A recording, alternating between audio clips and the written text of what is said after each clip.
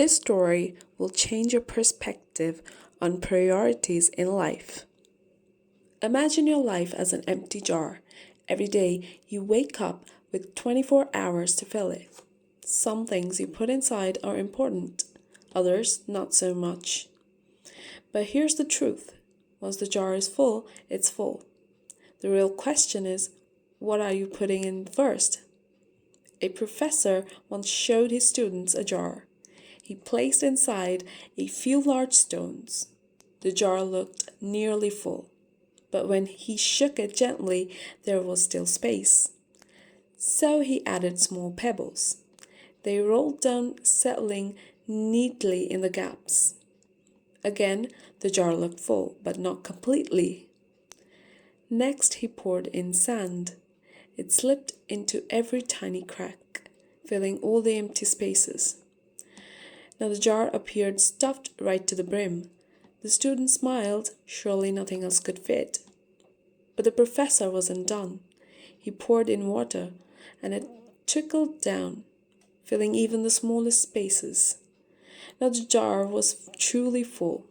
The students laughed. They thought the lesson was over. It wasn't.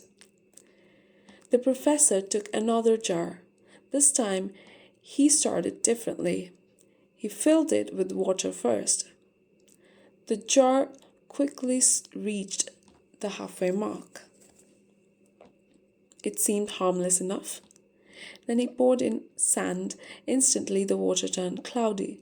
The jar filled faster, leaving less room than before.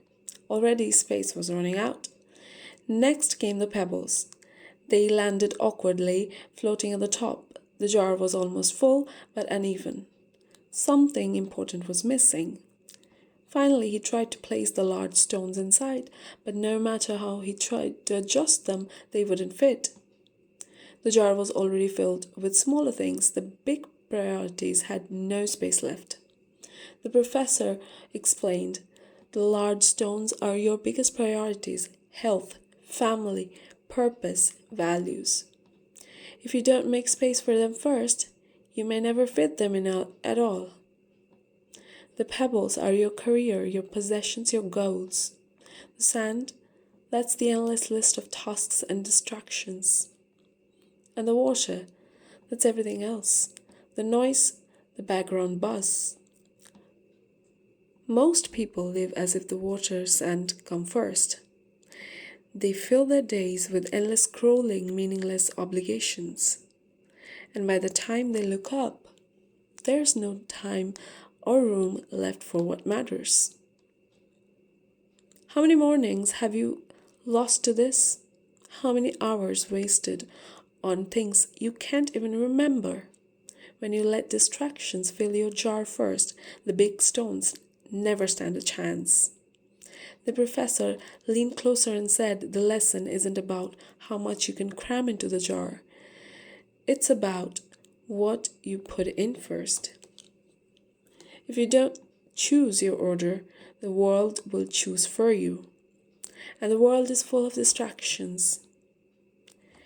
Picture 2 mornings.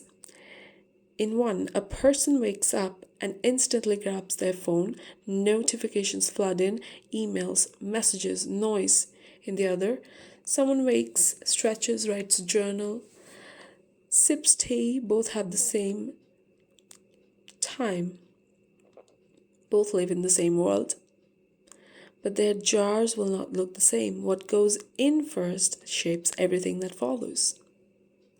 Now look at the jars side by side. One is filled with clutter, noise, and distraction. The other has space, balance, and clarity.